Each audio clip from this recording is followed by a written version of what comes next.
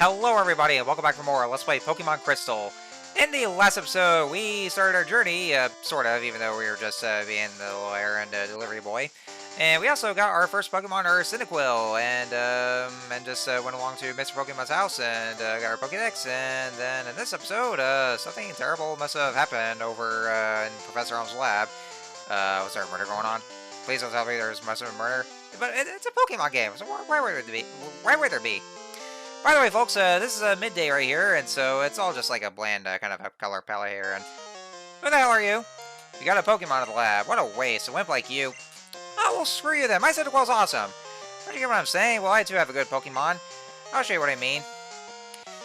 Okay, so we have this asshole who wants to battle us here, and so this is going to be our first mini battles. Question mark, question mark, question mark, question mark. Oh, that's his name. Okay, yeah, good to know. Alright, so yeah, this is actually our very first rival battle, and yes, he is of course our rival, and an absolute asshole at that too. So he's going to have a Totodile for us, and so just like the previous games with our rivals, he's always going to choose a starter that's strong against the starter that you have. So for instance, you know, since Cyndaquil's a fire type and Totodile's a water type, then it takes like a super effect damage. Totodile only has like Scratch and Leer, I believe. I think he has Leer for what I just saw. But since I want to know Smokescreen, then we should be able to just use that to lower the accuracy, so that way we wouldn't really have much to worry about. Although Totodile's been successful with those hits, but we see that I want to just recover using a berry. So yeah, just make sure you have your berry on you, or you just collect others and then I think you can just recover like that. So that's what happens when your Pokemon uses a berry that it's holding onto. Then it recovers HP like just below the halfway mark. And we also got some more potions as well, in case we have something like that happens as well. So or if our HP starts to run low. And so since Totodile's been received, or stolen I would say, I guess that's what happened, then that means that Triggered will be left behind, because yeah, whichever Pokemon that remains, or the starter Pokemon, they'll be just left behind on the desk. Which, I don't know what we'll do with Triggered, because honestly though, I mean, I'm sorry Triggered fans, but I never saw the appeal to it. I'm not really one of those Triggered fans, so yeah, I'm sorry. But anyway, are you happy you won? Yeah, of course I'm happy you won, so, or I mean, I won. You didn't win? No. Yeah, brain fart there. Alright, world's greatest Pokemon trainer. Oh, yeah, and you're... Oh, you dick! Oh, it's constantly pushing me. Ugh. Yeah, no rights. No rights as well. Or no rights at all. Anyhow, so let's just continue onward. So, yeah, this, so yeah, that fucker would just, push us aside and, yeah, start being a dick, so... Anyhow, so yeah, like I said, this is all midday, so it's basically just some kind of a bland color palette. So I mean, I don't know, I actually kind of like the morning or the nighttime a lot more because of the hue, especially the morning times. I really like the golden palette that's there. Oh, hey, it's Cops. Apparently, it was a young male with a long red hair. What? You battled a trainer like that? Did you happen to get his name? Who is he? He's an asshole, sir. I know that. What's his name? That is his name, sir. Asshole. Major asshole. Alright, well, we can actually name our rival. So, as what actually just came to my mind, you know, of course, what I'm just gonna name him. That's right, I'm actually just gonna name, I'm gonna name him Fuckbag. Yeah, see, like there. It's kind of like this alternative to just call him Douchebag. I want to name him Douchebag, but there's only 7 characters that I could just, that I can only type in, so I'm just gonna, you know what, I'm just gonna call him something more hardcore, just call him Fuckbag, because that's what he is, he's called Fuckbag. back to the old days when we could name our rival anything we want to, like Asshat, or, you know, Assface, if you probably remember him. And so we have Fuckbag. Because that's what he is, he's just an asshole. Canonically, the rival's name is Silver, which, you know, it's another one of those kind of monikers. But then again, though, there's other characters that are also named Silver, so, I mean, it's not abnormal, so... Yeah.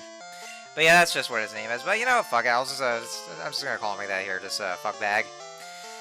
Alright, so I use this on the Pokedex, guys. We have Pokeball. Now, even though it just says that, even though it says Pokeball in singular, we have 5 Pokeballs, though, so, so yeah, I guess, I don't know why they didn't want to just use the plural form. So anyhow, before we leave her home, we want to go ahead and talk to her mother first. Yeah, so you're leaving on an adventure. Okay, I'll help too, but what can I do for you? Alright, so basically what she's doing here is that we can actually save money, or have her to save money for us. So basically, every time you defeat a trainer battle, you know how you get some prize money. If you agree to have your mother save her money, a portion of the, a small portion of the amount of Poké Dollars that you receive from winning trainer battles will get sent over to your mother. So she basically serves as your bank there. So that's actually something I would recommend you do in case you want to get some special items and you don't really have enough money for. Then that's where she comes to play. And strangely enough, the only generation that actually has that kind of mechanic to use as a bank. So yeah, later generations drop this, and they still do to this day. It's literally the only generation to do that, or at least the only games. All right, so this dude right here, hey dude. He's basically going to be our catching tutorial, which I figure I'd just go ahead and just, might as well just humor him. But yeah, he basically serves as a catching tutorial to what it looks like. And so, even though, basically the best thing that you want to do is that you want to weaken the Pokemon first. So you basically want to drive the Pokemon's HP down to either yellow or red. Well, most likely yellow, because you want to make sure not to actually accidentally make the Pokemon faint. If there's like a specific Pokemon that you want to catch, so it works just like in Gen 1, where you just toss a Pokeball at it, and then after the third shake, then once it clicks, then it actually gets caught. And so right now I'm actually gonna go ahead and catch this Pidgey that's right here. Now here's the thing, even though, well, the main reason I'm actually catching the Pidgey right now is because I actually really need some flying type coverage, especially for later gyms that we'll be getting to. So Pidgey, the tiny bird Pokemon, it rapidly flaps its wings in the grass, stirring up a dust cloud that drives insect prey out into the open. So, see, I want to catch this Pidgey right here because, like I said, I wanted to get some flying type coverage, especially for much later on. But, as you just saw here, I didn't even nickname this Pidgey, though, because Pidgey is not officially a part of our team. Like, I'm only going to use Pidgey for now, but later on, there is another flying-type Pokemon that I want to get, but that's going to be, like, till after the 8th gym, all the way over there.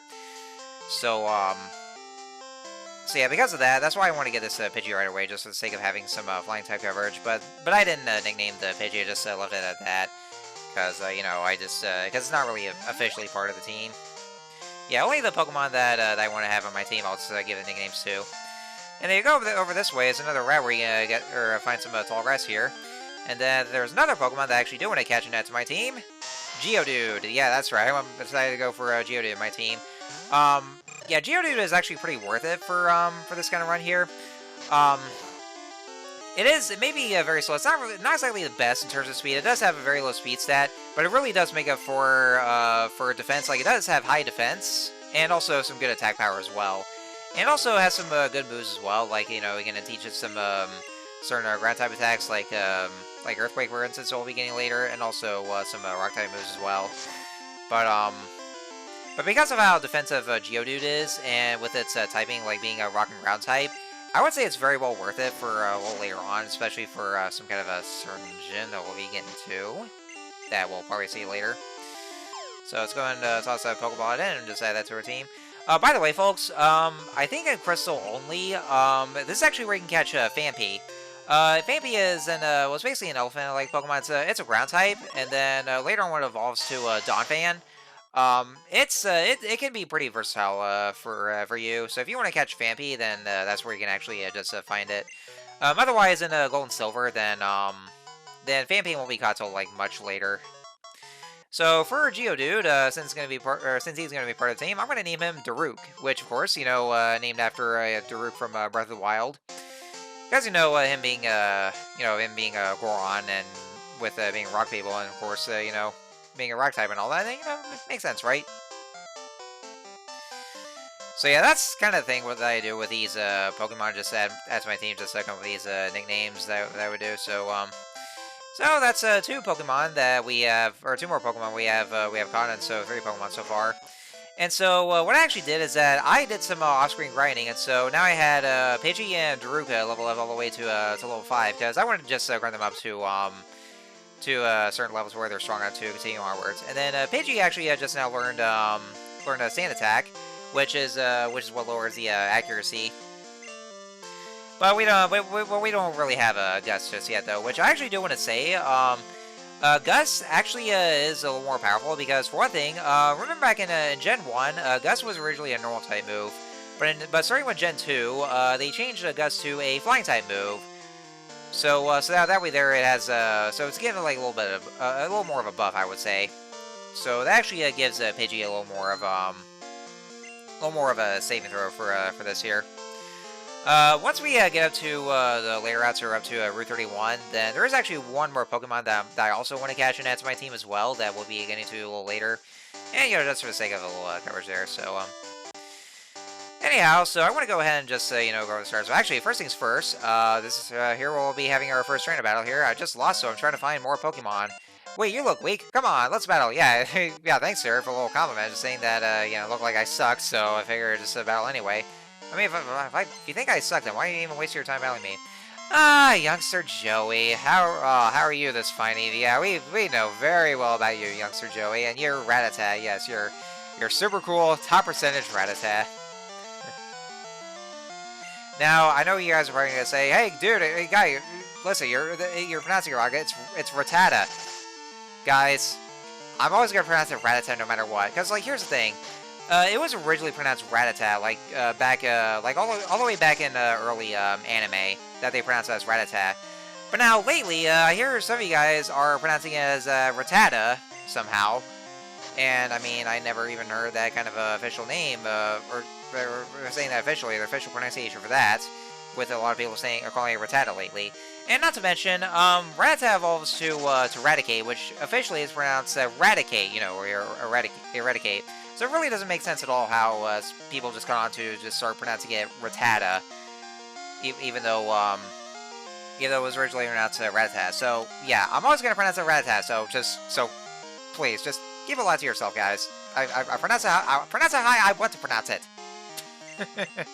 Okay, I mean, I'm not gonna argue you guys for just to pronounce it Rattata. I mean, you guys pronounce it however you guys want to pronounce it, but I'm still gonna call it Rattata no matter what. So there. Anyhow, so going with those trainer battles here, so yeah, just like in, just as before, you can't run away from these trainer battles at all, but they're very beneficial as well, to where you get to actually just get more experience from, than wild battles. But here's another new thing they have for Gen 2, you can actually exchange phone numbers for the, for trainers, so if you actually talk to them after you're defeating them, some of the trainers will actually ask if you can get their phone number. And so that way, whenever that happens, occasionally they'll call you either for a rematch or just invite you to battle them again, which is actually good for getting some more experience, for the sake of grinding. And then they can actually either just give you hints on where to go next, or if you can just call them as well, and they just give you hints, or they could just just waste your time just bragging about their Pokemon, like the super cool Rattata, for instance. And of course, exclusive to Crystal, they will sometimes let you know that they found a special item for you, and you just go over to them and talk to them, and they'll give you the item, or give you said item.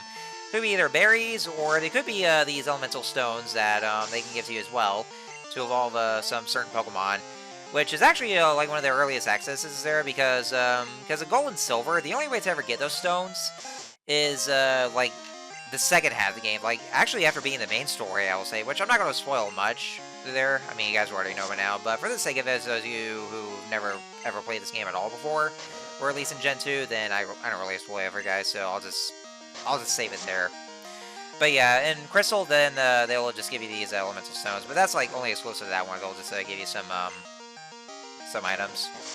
Oh, you know what? I never even mentioned this at all. I should have mentioned this in the first episode. Oops. Well, you guys have already seen it right here. Well, in terms of visuals. So, as you can see right here, if you see on the on my Pokemon's status bar, you see that in Generation 2 they introduced an experience bar. So you remember back in Gen 1 where like the only way to tell how much experience your Pokemon has until its level up, you can only just get to the stat screen and you only see the numbers there.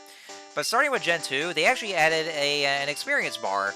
So today we're gonna actually see how far your Pokemon's gained experience and how much is left for it to reach the level. Once it reaches all the way to the end, then that's when it'll level up. Which I gotta say, I'm actually real thankful for seeing the experience bar actually coming here, or just being introduced, so that way they can actually see, and so I'll know when my Pokemon level up. I gotta say though, sometimes it can be visually frustrating though, because there will be times where, like, you feel like you're just about close enough to for your Pokemon to level up, and then sometimes the experience bar will just stop right there, right at the end of the bar. I was like, oh nope, sorry bitch, gotta do one more battle there. So yeah, it can be visually frustrating because of that. Later games kind of do away with that. Although I noticed in Sun and Moon that they were doing that again. I've actually noticed that when the first time I was playing Sun. But yeah, they don't really do it that much anymore though. But here in Gen 2, they kind of tend to do that. But overall though, I'm actually real thankful for the experience bar. And here we have Caterpie. Caterpie, I do believe not much else has changed in Gen 2, but it does evolve early to, like, I would say Metapod at level 7, and then to Butterfree at level 12, I think. But I do know it's like one of those early stage kind of evolutions. But yeah, that was what we battle here with the bug catchers. Yeah, Megars are from Gen 1, where they just specialize in bug types, and youngsters they specialize in the more commons, like Rattatas or Sentrets and all that. Anyway, so I didn't really talk much about for the starters that I just mentioned. So back in Gen 1, the starters were basically determined on the difficulty. Like for Bulbasaur, it was considered the easy mode. Squirtle was medium mode, and then Charmander was the hardest mode. That's why I went for Bulbasaur, because for one thing, I love Bulbasaur. I especially love Venusaur, because still is to this day my favorite Pokemon of all time. But I always go for Bulbasaur regardless, because Bulbasaur has easy access to, or the easiest time against the first two gyms. I think the same still applies for the starters here in Gen 2. Let me stop myself right here. Here we have Bellsprout. Bellsprout, is actually one of the earlier grass types you can get. So if you didn't pick Chikorita, but you still want a grass type coverage, then Bellsprout's there. And as a matter of fact, I'm going to catch this Bellsprout, and that's my team, because everyone actually do need some grass type coverage anyway. Because there are some Pokemon like Quagsire that we'll be getting to, which is what a Whooper evolves into. And Quagsire is a grass and grass type. What am I thinking? Water and ground type. Damn. Unless there was one of the regional variants. And the Pokeball will just fail. Yeah, sometimes your Pokeball will fail, and then the wild Pokemon will just escape from there. Even though I got it down to the red zone. So let's just go and make it a second attempt, because I really don't want to make it faint, because I actually want that Bellsprout. And so there we go. I actually like how whenever a Pokemon's caught, the Pokeball's color actually changed the same kind of color palette to the Pokemon themselves. Speaking of color, though, one thing that Gen 2 introduced, or Gold and Silver introduced, as in terms of graphics and visuals, is of course the color. Because back in Gen 1, there was absolutely no color at all, or if you're playing like Red and Blue, then it's all just like red, and then it's all like red, or in Blue version, it's all blue. Or it could just be black and white and all that, but because that was from the original Game Boy, so then because it had like a very limited color palette. But starting in Gen 2, because of the Game Boy Color, then all the environments and all the everything else is just all in their exact color. So like green grass and brown rocks and all that, and blue water. So yeah, it's got color there. So it's real pretty to look at on the Game Boy Color. So anyway, I actually I still call Bellsprout Audrey, because just to take a guess. Okay, yeah, fine. Little Shop of Horrors is what it is, because Victory Bell for Bellsprout's final evolution is basically a Venus flytrap. So or some kind of flycatcher. So I might as well just call her that. And yeah, that's why I want to catch female Bellsprout and just name her that, or because of it. Because I have to give it those, some of the more consistent names for, the male and female Pokemon for those. So yeah. So that's why I want to go for Bellsprout, because, for the sake of having some grass type coverage. And I'll actually get to that later on once Bellsprout evolves to Weeping Bell. But there's also a reason why I want to wait till Weavile to evolve to a Victory Bell with the Leaf Stone, but, you know, more on that a little later once we get to that. So, see, I want to go ahead and talk a little more about the starters. I guess the same would kind of apply for the difficulty for the gym leaders that you'll be facing for the for whichever starter you pick.